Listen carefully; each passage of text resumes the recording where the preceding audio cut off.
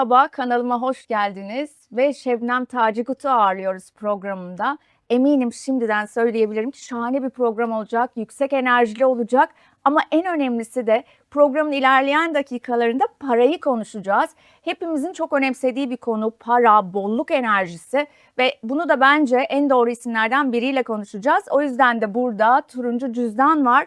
Turuncu cüzdan ve detaylarını kendisinden öğreneceğiz. Hoş geldin diyorum Hoş Şebnem. buldum, hoş buldum Neşe. Hayatıma hoş geldin. Sen de benim hayatıma hoş geldin. Pembe gözlükleri takmışsın şahane bir Bahar şekilde. geliyor, Evet, değil mi? tam böyle işte çok güzel günlerdeyiz. Güzel günler de geliyor aslında Neşeciğim ya. Hep bugüne kadar zor geçecek, kötü şeyler var, daha da kötüye gidebilir dedik ama gerçekten Mayıs itibariyle güzel bir dünyaya merhaba diyeceğiz. Evet, şahane. Bunu duymak şahane oldu. Ama ben önce böyle hiç bilmeyenler için Tamam. kuantum alan ne demektir? Bir kere mucize alanı demektir. Olasılıklar dünyasıdır. Kuantum çok boyutlu bir düşünce sistemidir ve kuantum fiziğinden uyarlanmıştır. Biz bakmadığımız yere kadar süperpozisyon çalışır. Biz baktığımızda süperpozisyonu istediğimiz şekle çevirebiliyoruz. Şimdi diyorlar ki kuantum fiziği anlatıyorsunuz okey ama kuantum düşünceyi anlatıyorsunuz, yalan anlatıyorsunuz diyenlere özellikle söylüyorum. Söylediğimiz her şeyin gerçekliği kanıtlanmıştır.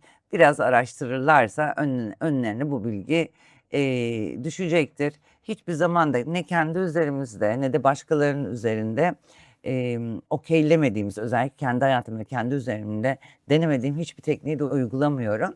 Ama araştırırlarsa bilimin kanıtladığı şeylerden bahsediyoruz. Oradaki bağlantıyı maalesef yapamıyoruz. Hani atomu göremiyoruz, enerjiyi göremiyoruz ya.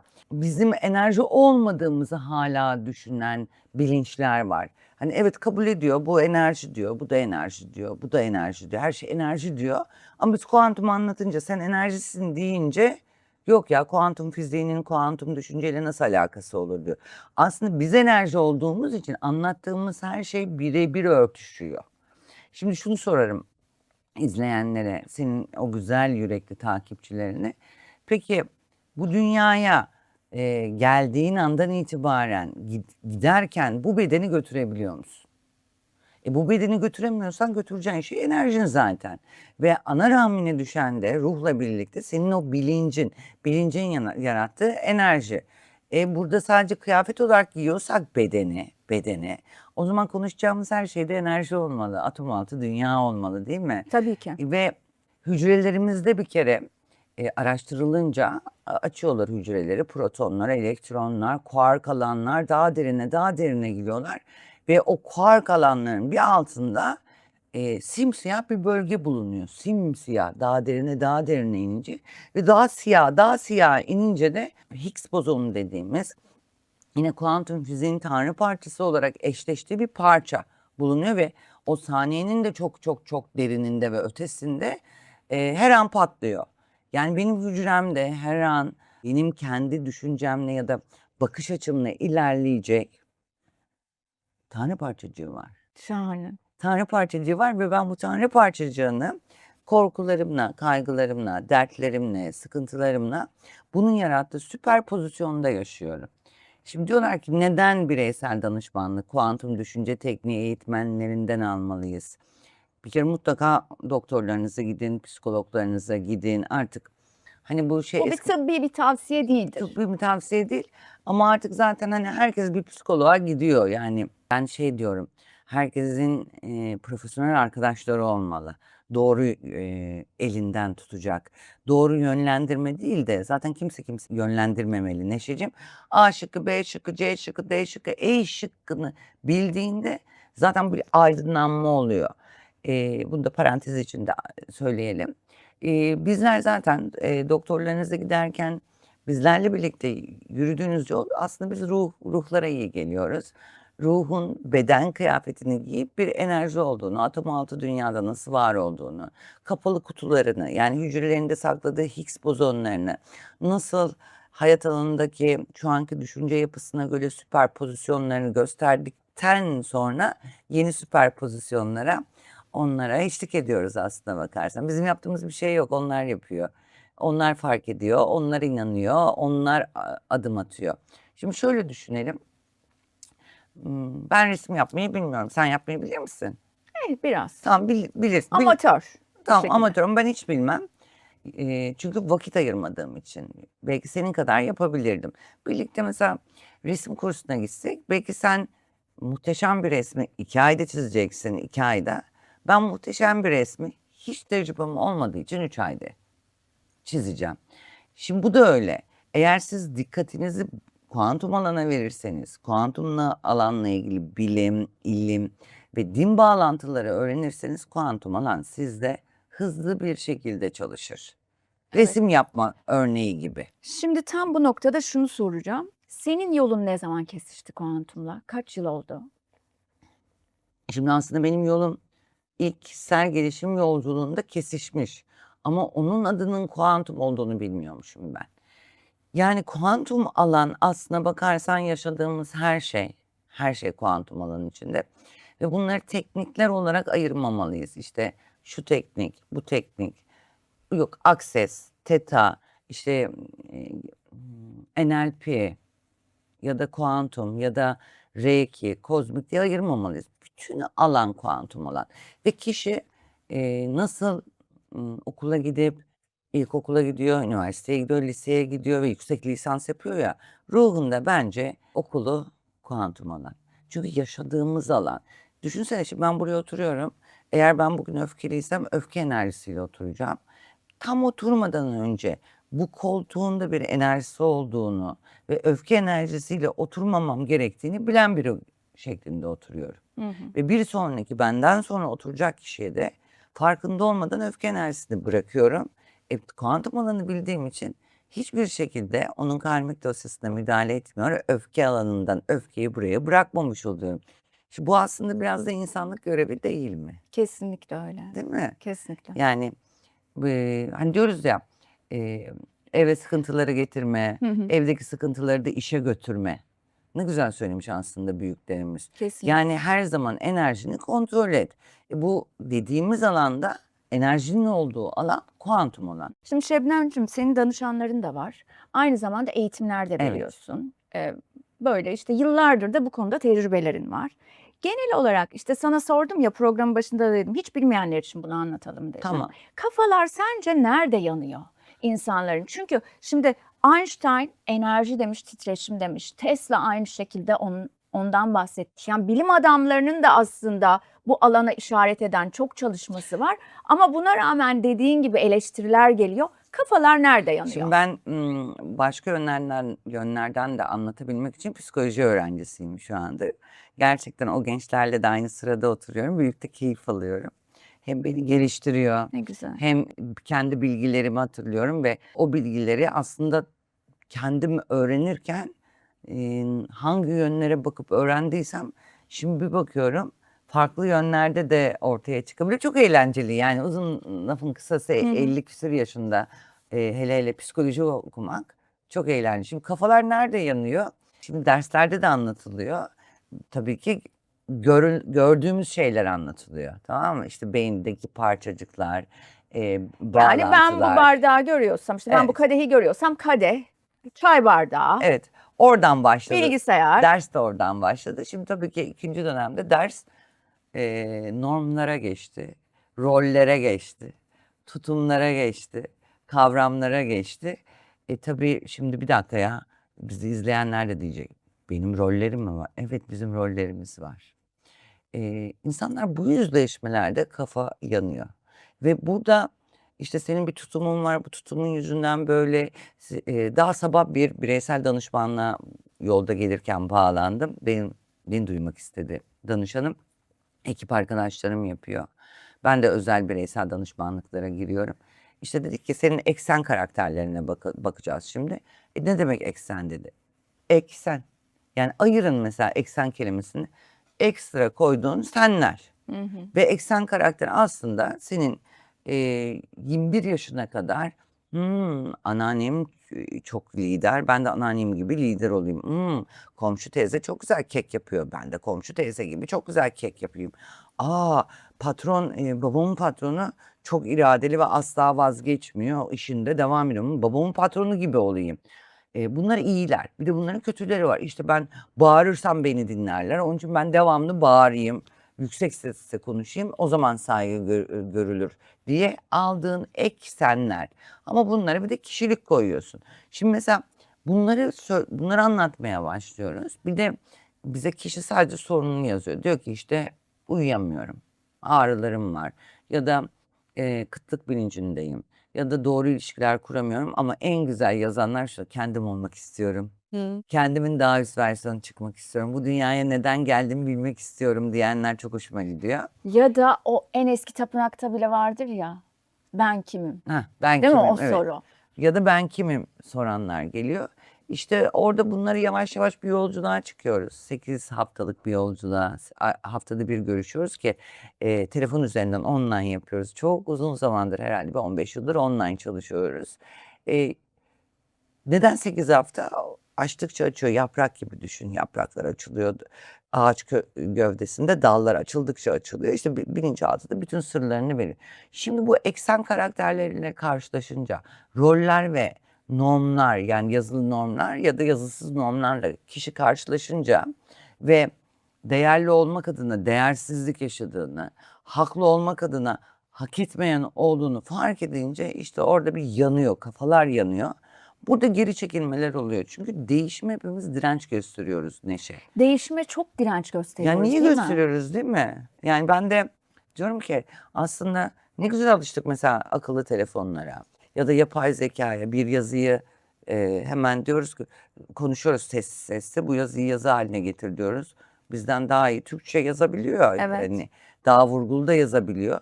Çok güzel alıştık. Ama niye gelişim deyince, kendi kişisel gelişimimiz deyince, fakat bunu içe dönerek yapacağız dediğimizde niye bir durduruyoruz kendimizi?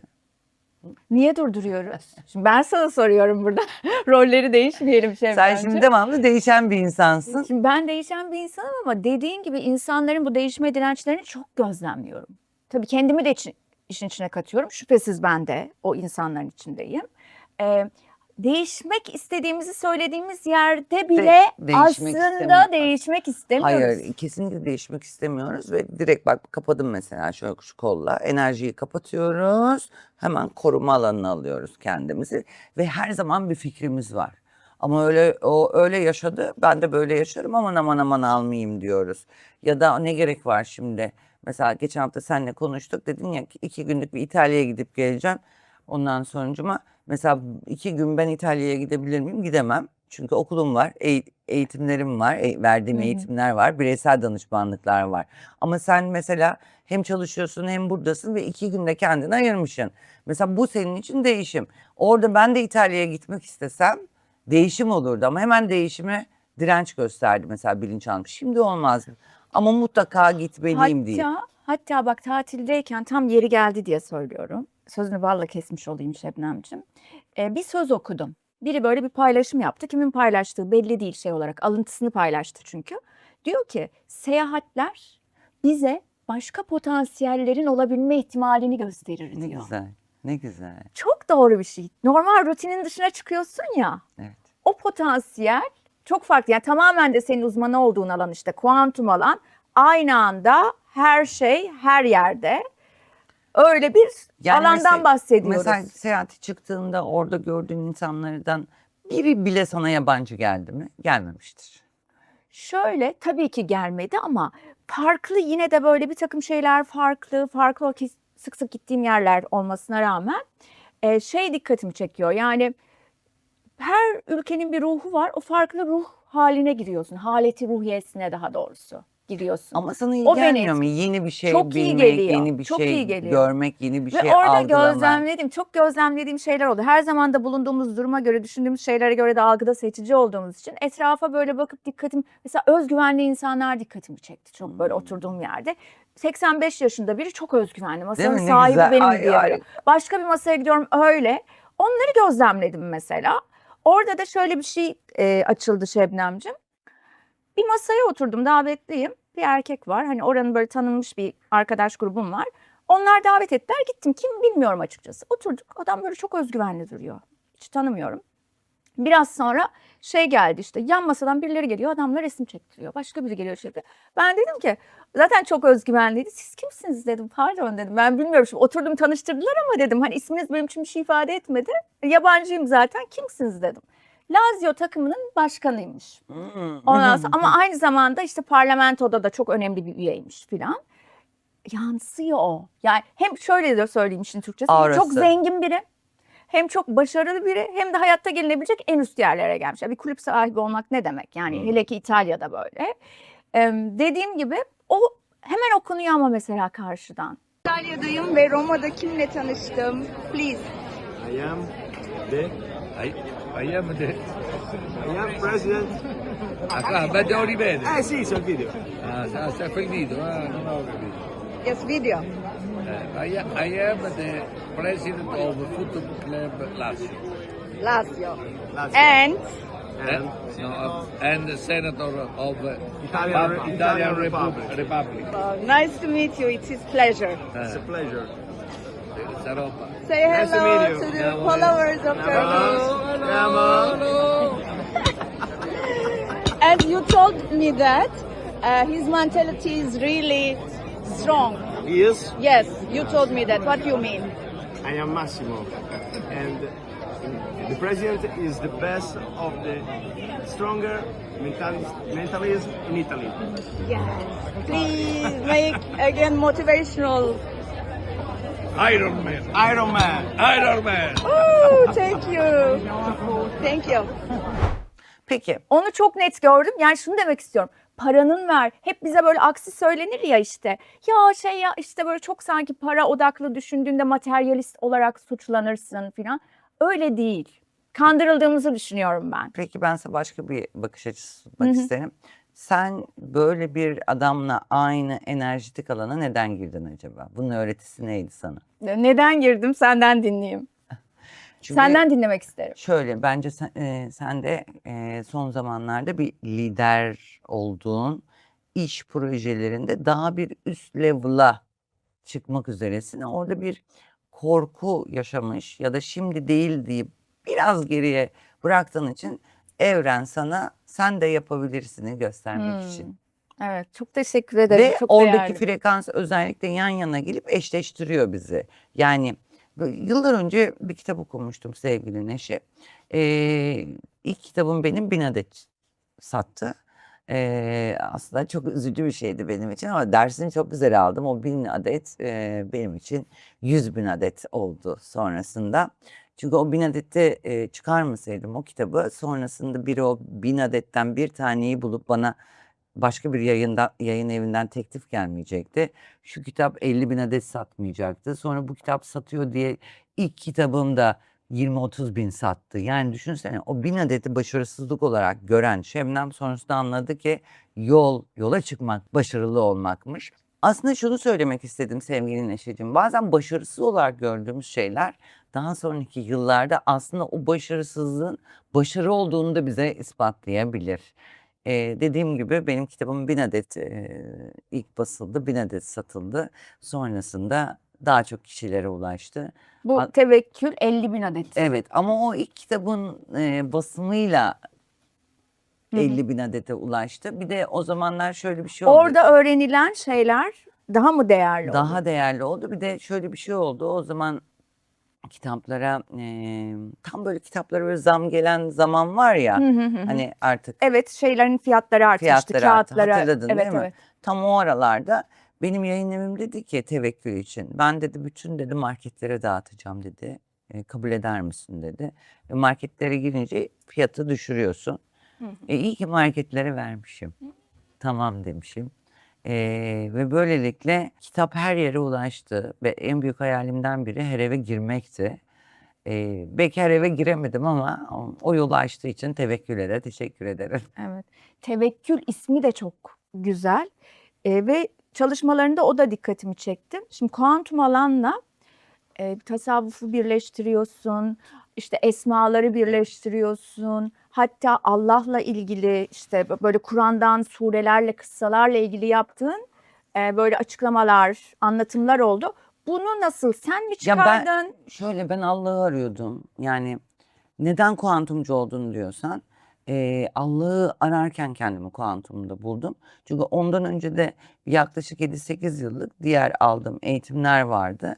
Ve kuantum bana nedenin nedenine, sebebin sebebine verdi ve her yolu Allah'a kavuştu. Allah'ı arıyordum derken daha önce kafanda oturmayan şeyler mi Tabii vardı? de cezalandırıcı, cehennemde beni yakacak. İşte bana bir kader yazdı, o kader asla bozulmayacak. Hep kendimi değersiz hissedeceğim. İnsanlar tarafından engelleneceğim. İnsanlar ne istiyorsa onu yapacağım şeklinde böyle bir kafamda mekanizma vardı. Ve bunun içinden de çıkamıyordum. Ayrıca panik atak rahatsızlığı geçirmiştim. Bir şiddet olayı da atlatmıştım kendim. Çok geçmiş olsun. Sonrasında dedim ki bu hayat bana ait değil. En azından sebeplerini öğreneyim. Değiştirebilirsem değiştiririm. Çünkü kendi büyüklerimizin de anlattığı da şu bilgi vardı. Bazı kader değiştirilebilir, bazı kader değiştirilemez. En azından değiştirebileceğim kaderi öğreneyim. Yapabildiklerimi yapayım diye yola çıktım. İyi ki de çıkmışım, kuantum beni verdi. Her şeyin çözümü var kuantumda. Ama şimdi bunda yanlış anlıyorlar. Hı. Her şeyin çözümü kuantumda var. İşte biz doktorumuza gitmeyelim, oraya gitmeyelim, buraya gitmeyelim, bir tek size gidin. Hayır. Biz şunu söylüyoruz. Siz inanırsanız her şeyin çözümü var. Ve sen bir suçlu aramazsan, sen birilerini yargılamazsan, şikayet etmezsen ve gerçekten kendi sorumluluğunu alacaksan, başına gelen olayların sebebi sensin. Yani komşu değil, annen değil, baban değil, dostun değil, arkadaşın değil. Her ne yaşıyorsan Evet. yaşa, sebebi sensin Sebebi diyorsun. sensin ve ama burada da sebebi benim deyip kahretmek yerine oradaki gözlemci tarafını ortaya çıkarıp öğretiye alman lazım. Şimdi biz dünyaya niçin geliyoruz Neşeciğim? İlişki kurmak için geliyoruz. İlk ilişkimiz kiminle? Allah'la. Ve Allah'la olan ilişkimize eminiz ve asla ona ihanet etmeyeceğimiz için insanlarla olan dünyaya geliyoruz ve oyuna geliyoruz. Allah'la olan ilişkimizin samimiyetini göstermek için insanlarla oyuna giriyoruz. Ama ne yaptık? Para için, pul için, işte belki de kötü olmak istemedi aslında hiçbir insan. Ve hala da çok kötü şeyler olurken kötü olmak istemediklerini düşünüyorum ama sistem öyle bir şekilde karıştı ki geçen gün birine de aynı şakayı yapayım. İblis, şeytan istifa etti. Biz insanlar olarak dedik ki şeytanla iblis bu insanlar bunları yaparken ben bir aradan çekileyim dedi, istifa etti. Ama hepsi iyiye doğru gidebilmek için ve artık gökyüzü mü dersiniz, ilahi sistem, ben ilahi sistem ve kuantum alan bize zannedersem bu video yayınlandığı itibaren yani ayın 7 Mayıs'tan itibaren 7 Mayıs tarihiyle yeni bir dünyanın kapısını açıyor. Ne olacak yeni bir dünya? Ekonomik koşullarımız rahatlayacak. Ben savaşın duracağını düşünüyorum. 7 Mayıs itibariyle Evet. dünya değişecek diyorsun. Dünya evet daha iyi Nasıl bir değişim gidecek. olacak? Hani insanlar birbirlerinin arkasından konuşuyor ya, bir anlamaya geçecekler. Tam konuşacakken tık alan değişecek. Şöyle sen başına gelir mi? Birini arayacakken ararsın, o sırada sana telefon gelir. Bu bir işarettir aslında. Şimdi o birini arama. Biraz düşün öyle ara. Ya da tam bir mesaj çekecekken yine içeride kapı çalar. Bırakırsın telefonu ya da şarjı biter. Bu işaretleri biliyorlardır herkes. Şimdi peki ne olacak? Şimdi 7 Mayıs'tan itibaren işaretler çoğalacak ve daha anlayacağımız dile geldiği için biz yargılayamayacağız. Biz ya böyle oldu, ileride de böyle olur diyemeyeceğiz. Çünkü ne kötü düşünüyorsak o kötü düşündüğümüz şeyin olabilecek iyilik olasılığı alanda açılmaya başlayacak. Yani herkesi kendi haline bırakmıştı bir ilahi sistem. Şimdi de diyor ki Yüce Allah'ım, ilahi sistem, kuantum alandaki olasılıklar artık görünür olsun diyor. Şunu anlamıyoruz. Biz bir şey düşündük Neşe ve karar verdik. Tamam, bir Evet. karar verdik ve yapmaya karar verdik. Yapmaya başladık. Bunun süper pozisyonda yapacağım olasılığına gidiyoruz. Ama bunu yapmadığımız süper pozisyonda bir başka olasılık da var. O olasılık da var. Ve bu iki olasılık yapsak da yapmasak da aynı sonuca çıkıyor. Hepsi de nötr. Yani bu iyi ya da kötü sonuca çıkmıyor. Nötr sonuca çıkıyor. Kuantum Sen alanın seçim yaptığını zannediyorsun. İster onu yap, ister bunu yap. Varacağın yer aynı diyorsun. varacağın yer yine Allah olacak. Yani o ilk başlangıç noktası olacak. Şimdi mesela araştırma nasıl başladı insanlık? Büyük patlamayla mı başladı? Ben mesela hep şunu düşünüyorum. Büyük patlamadan önce ne vardı? Neredeydik? Ne oldu? Yani ne oldu? Hiç bu soruyu düşündüler mi? Mesela ben orasını soruyorum. Peki ölünce ruh nereye gidecek? İşte keskin bazı cümleler vardır. Paralel evrenler yok. Geçmiş yaşamlar yok. Atalar yok. Ya varsa? Tamam, ya yoksa ya da ya varsa. Yani orada niye bir Sen olması ihtimalini niye düşünüyorsun diyorsun. niye orada bir inanç belirtiyorsunuz ve direniyorsunuz? Şimdi diyorlar ki ben mutlu olamıyorum. Tamam, mutluluk bir seçimdir. Senin mutluluk formülüne oturalım yazalım diyorum. Herkesin kendine ait bir mutluluk formülü var çünkü. Mesela Neşe'nin mutluluk formülü şu andaki bu çekime ve bundan önceki ve sonraki çekimlere çok önem veriyor. Yani bunun mutluluk formülü bir şey yaparken en iyisini yapmak bence Evet, Neşeciğim. o anı eğlenceli hale getirmek. İmzanı atıyorsun mesela. Bir imzanı atıyorsun. Kokunu bırakıyorsun. İz bırakıyorsun burada. Boş yere yapmadığın belli. Tamam, yani demek ki seçimini bu yoldan yapmışsın. Ve bu yoldan yaparken de daha farklı versiyonları çektiğin için alan sana hizmet eder. Süperpozisyonda en iyi hali getirir. Yani orada keşke demene gerek kalmaz. İşte onları görebileceğimiz bir zaman dilimine giriyoruz. Ve gerçekten sıkıntılarımızın çoğu da gidecek. Evet, şahane, ağzına sağlık diyorum. Bir de biliyorsun bizim programımızda mekan değiştirme yapıyoruz biz. Hadi yapalım mı? Şimdi seninle de mekan değiştireceğiz. Nereye gidiyoruz? Nereye gidiyoruz? Benim gidemediğim İtalya'ya gidiyoruz. Wow. Bizim için çok kolay biliyorsun. Şimdi Hadi İtalya'ya gidelim. gideceğiz. Bakalım, tekrar görüşeceğiz. Ve Roma'dayız. Nasıl ama? Çok Havamız güzel, çok mis mis. sıcak. Espressolarımız. Evet. Bak, İtalya'ya gitmek istiyorum dedik. Bizimkiler anında gerçek oluyor bu Anında programda olanlar. Hem de tamamen doğal. Şahane görünüyorsun, çok tatlı. İtalya'da ne buldum? Ah, ne buldun? İtalya'da turuncu cüzdan. Şimdi İtalya'ya zaten bolluk, bereket, böyle paralar doldu taştı. Biz de buralara geldik Evet. paraları harcamaya. Evet. Şimdi önce o parayı kuantum alanda nasıl çekiyoruz, nasıl yaratıyoruz ve nasıl gerçekleştiriyoruz? Bir kere paraya nasıl baktıkları önemli sevgili Neşeciğim. Paraya nasıl bakıyorlar? Şimdi biz alanda parayla ilgili çalışmalar yaptığımızda parayı varlık olarak gören var.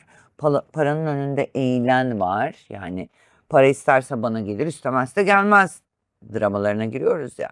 Çok eğlencelidir drama. Bir gün sana da denetmek isterim. Bireysel danışman da yapalım. Üzerine konuşalım istersen. Çok memnun olurum. Tabii. Şey yapılıyor ondan sonra önünde eğilen var paranın. Para bana gelmez diyen var. Para gelince böyle elinin tersiyle iten var. Halbuki hep ağzımızda para var değil mi? Ama o paraya bilinçaltında çok farklı davranıyoruz. Ve bir şekilde de kendi hayatımızda ağzımızda para olmasına rağmen çok üzgünüm kirli dediğimiz için ve ondan korktuğumuz için alanımızdan gidiyor. Bir kere para enerji. Parayı biliyorsun Lidyalılar buldu. İyi ki de buldu. Ölümler vardı. Mallar, insanlar, kölelik sistemi vardı. Takas halindeydi. Fakat şimdi biliyorsun cüzdanların içinde artık para da taşıyamıyoruz. Yani paramızı mesela cüzdana koyduğumuzda diyoruz ki yani bu kadar para taşımamalıyım diyoruz. Ve cüzdanı da değişik şekillerde kullanıyoruz. Ne bileyim burada kredi kartları oluyor. Para burada oluyor. Kimlik burada oluyor. Şimdi düşünsene burada kimlik olduğunu üstünde de kredi kartı. Peki o zaman buradaki kimlikte ya da burada taşıdığın isme gitmez mi devamlı bu para? Gider değil mi?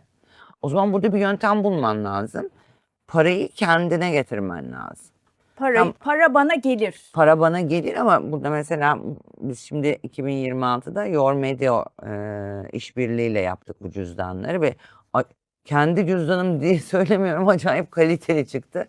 Şey önemliydi benim için, bu ellediğin zaman kaygan olması lazım, böyle kayması gerekiyor. Yani sana yolu açıkmış hissiyatı hissettirmen lazım. Cüzdanda da öyle bir şey var. Aynı o hissiyatı veriyor. Şimdi o zaman buraya bir kodlama yapmak lazım. Tamam mı? Kodlaması da paranın devamlı size akışı ile ilgili. Onun için biz 2026'da kendi fotoğrafımızın altına bankamatik kartlarını koyuyoruz. Fotoğraftan uzak olan yere kredi kartlarını koyuyoruz. Zaten bununla da ilgili videomuz var. Yani çünkü kredi kartları borç enerjisi. Evet. Değil mi? Evet. O yüzden. Borç Öyle bir püf enerjisinde. noktası var. Evet. Borç enerjisini kendimizden uzak tutuyoruz. Kendimizden uzak tutuyoruz. Cüzdanda özel kodlamalı zaten. Hala da satışta. Linkine ulaşabilirler. Evet, bu turuncu cüzdanı alayım. Ben Artık de bu senin söyleyeyim. çünkü değil mi? Güle güle Şimdi kullan. turuncu cüzdan benim ama siz de sahip olmak istiyorsanız biz bu videonun altına da link bırakacağız. Lütfen alın diyoruz. Bu arada- Turuncunun özelliği var çünkü parayı çekme parayı özelliği. çekme. Bu arada da çok az kaldı. Evet, çok az, tükenmeden alın diyoruz. Evet. 2026'nın cüzdanları. Şimdi parada tahterevalli sistemini yapmamız lazım. Parada tahterevalli sistemi. Nedir? Şimdi nedir o biliyor musun? Bizler mesela para geldi. Aslında sen çok şanslısın. Sen anlatsan bu konuyu. Parayla ilgili konuları sen anlatsan daha iyi olur Neşe. Evet. Çünkü doğru zamanda doğru adım attığın zaman para zaten araç olarak da dolaşım aracı olarak gördüğün için para akışını sağlıyorsun. Ama bizler maalesef ki geçim aracı olarak gördüğümüz için para zaten bize gelmiyor. Çünkü sistem diyor ki, ilahi sistem diyor ki senin paraya ihtiyacın, geçimin için paraya ihtiyacın yok. Kendin olmaya ihtiyacın var. Ve sen kendin olmadıkça geçim için para sana gelmiyor. Şimdi bu aralarda çalışan bir banka var. Çok güzel çalışıyor. Yargı Bankası. Yargı Bankası. Yargı Bankası ne yapıyor? Ya kimi yargılarsanız size gelecek olan para yargıladığınız kişiye gidiyor. Bunun Ben diyelim ki birini yargıladım, kınadım. yargıladım. Bana gelecek olan para hop onun hesabına gidiyor. Tamam, yeni stil küsme olayı var. Bilmem bilir misin? İşte hiçbir şey söylemeden şak engelliyorsun. Instagram'dan engelliyorsun, TikTok'tan engelliyorsun, WhatsApp'tan Ghosting. engelliyorsun. Ghosting, evet, yeni nesil küsme olayı diyorum.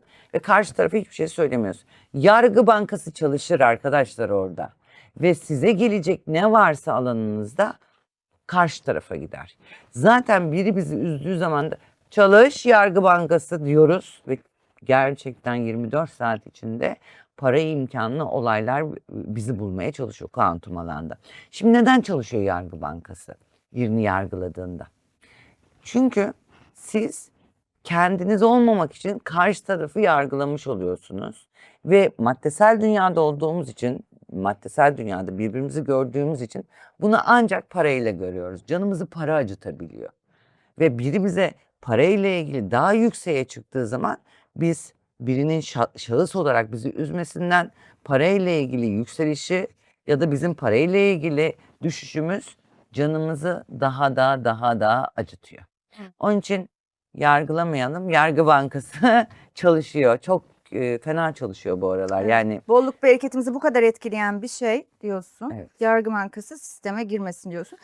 Şimdi bir de arkadaşlarımızın hazırladığı sorular var. Son dakikalardayız zaten, onu söyleyeyim. Yoksa sana doyum olmaz Sana da Şebnemciğim. ya, Hele çok ki bu tatlısın. İtalya havasında Evet. daha da güzel çok geldi. tatlısın Değil mi? ya. Bak böyle Felicita.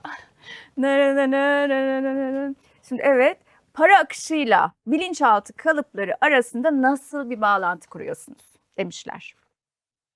Güzel bir soru. Para gelmezse diyelim, kişide değersizlik duygusu vardır. Hayatında kıtlık bilinci varsa ya da zor koşullar içindeyse, istediği hayatı yaşayamıyorsa hak etmeme ve suçluluk duygusu vardır. Ve genelde dünyaya ait hissetmeyen insanlarda da para akışında aşağıda olur. Şimdi parayla ilgili bir ipucu vereyim. Sen hani hayat alanındaki koşulları nasıl değiştirdin diye soruyorlar. Ben konfor alanımı genişletmek için para istedim. Konfor alanımı genişletmek Yani ben hiçbir zaman için. evim olsun demedim ya da hiçbir zaman arabam olsun demedim. Zaten son 2 yıldır araba kullanıyorum. Şöyle 25 yıllık ehliyetim vardı ve araba travmam, korkum var daha önce. Son 2 yıldır kullanıyorum ve araba kullanmakta hayatın kontrolünü ele geçirmek gibi bir yani bilinçaltınız daha değişik çalışıyor araba kullanmaya başladığınızda ve oradaki araba kullanamam hobileri de değiştirebiliyoruz. Oraları da değişim dönüşüm yaratıyoruz. Mesela kedi korkusu, uçak korkusu, araba korkusu. Şöyle oldu. Konfor alanımı genişletmek için isteyince kendim olmak için istediğimi fark ettim. Yani kendin olduğunda yapmak istediğin şeyler için akış sana geliyor. Yani kitap mı çıkarmak istiyorsun? O kitapla ilgili geliyor. Daha çok insanlara mı ulaşmak istiyorsun? Daha çok insanlara ulaşabileceğin teklifler geliyor, yerler geliyor. Oraları çıkabilmek için gereken paralar ya da o harcamaları yapabileceğin için gereken paralar geliyor. Sonrasında daha büyük bir alanda daha büyük hayallerine hedefleyip yürümeye başladığında da otomatikman diyorsun ki ben deniz gören bir evde yaşasam da kitabımı öyle yazsam aradan 1 yıl geçmiyor sen artık deniz gören bir evde yaşıyorsun. Ya da diyorsun ki benim kendi hayatımda beni zengin hissettirecek mekanlarda olayım. Gerçekten zengin hissedecek mekanlarda oluyorsun. Çünkü işte buna şu kadar milyon da benim bu kadar param yok da nasıl alacağım demediğin için. Yani kendin olmanın hayalini kurarlarsa konfor alanında niyetlenirlerse zaten akışta para araç olduğu için akmaya başlıyor. Hani vardır ya mesela işte bir şeyi manifest etmek işte 7-7-7, 8-8-8 senin bu şekilde yöntemlerin var mı? Yani bunlar ek yöntemler. Yani olumlamalar olsun, rakamlar olsun ya da ritüeller olsun. Bilinçaltı görsel hafızayı sever. Yani sen televizyonda da gördüğün bir yangın olayından bilinçaltında ateşten korkma kararı almış olabilirsin Neşeciğim. Görsel olduğu için de bunları %10'luk bilinçaltındaki yeni kararı sabitlemek için kullanıyoruz. Ama tamamen sen işte 21 gün 7-7-7 de diye bir yöntemimiz yok. O vizyonlama dediğin şeyde nasıl oluyor? Yani vizyonlasınlar o daha mı etkili oluyor? Şimdi tamam vizyonlama okey Neşeciğim. Süper pozisyondaki yeni olasılığı almak için vizyonlama ama sen şimdi şöyle göstereceğim İtalya bardağımla. Vizyonlama yaparken diyelim ki vizyonladığın olayın, durumun, şeyin frekansı burada tamam mı? Ama sen buradan vizyonluyorsun. Bak gösteriyorum. Buradan vizyonluyorsun. Bir an geldi bu vizyona çıktın, bu frekansa eriştin ve oldu. Tamam mı? Oldu yani olmaya başladı ama sonu gelmedi. Çünkü buradaki frekansı burada tutmadığın için aynı frekansta eşleşmen lazım. Tam vizyonlasınlar. Olmuş gibi de düşünsünler. Okey. Ama o frekansı devamlılığını sağlamak lazım. Şey vardır. O frekansı sürdürmek. Evet. Zenginler hala zengin midir? Zenginler hala zengin midir? Ya da el mi değiştirmiştir zenginlerin ismi? Çünkü başarıyı tezahür ettirememe bir durum var. Yani sen zengin olmak istedin, zengin oldun. Ama 3 yıl sonra, 5 yıl sonra iflas ettin. Eski hayatından daha kötü bir hayat oldun. İşte burada anlatılan şey başarıyı tezahür ettirememe. Kendini o frekansta taşıyamama durumudur. Neden? Bilinçaltında hala negatif inançlar vardır. Onları değiştirip dönüştürmen gerekiyordur. Önce o negatif inançları Evet. değiştirecek Evet. bilinçaltındaki. Önce o temizlik. Yani aslında önce o kirli olan şeyi atacak ki Tabii, üstüne tabii. yeni bir şey koyacak. Evet. Çok güzel bir nokta. Yani kirli bir tencereye tekrar yemek yapar mısın? Yıkaman lazım. Tabii. Yani bulaşık makinesine de yıkaman gerekiyor. Ondan sonra iyi yemeği yapman lazım değil mi? Ama biz ne yapıyoruz? Kirli tencerede ikinci yemeği pişirmeye çalışıyoruz. Evet kesinlikle. Şahaneydi. Sana doyum olmaz. Ben de sana Bize ayrılan doyamadım. sürenin maalesef Maalesef sonuna sonuna geldik. geldik. Ama şahane İtalya'dan bir de böyle İtalya'dan konuşturuldu. selam gönderiyoruz. Evet biz bugün ayrıca ne yapmış olduk böyle bak İtalya'ya birlikte giderek. Manifest. Böyle bu ortamda manifest giydik. O anın, o ambiyansın enerjisini buraya getirdik. En yakın zamanda da gerçeğine. Evet. Ve de öyledir. Birlikte olsun o zaman. Birlikte olsun. Evet. Ve de öyledir. Bunun şerefine su içelim. Evet su içelim. Evet. İtalya bardaklarımızda. İtalya bardaklarımızda Evet, su içelim. Aynen kesinlikle. Bizi izlediğiniz için teşekkür ederiz diyoruz ve lütfen kanalıma abone olmayı ve yorum bırakmayı unutmayın. Kendinize görüşünceye dek çok iyi bakın.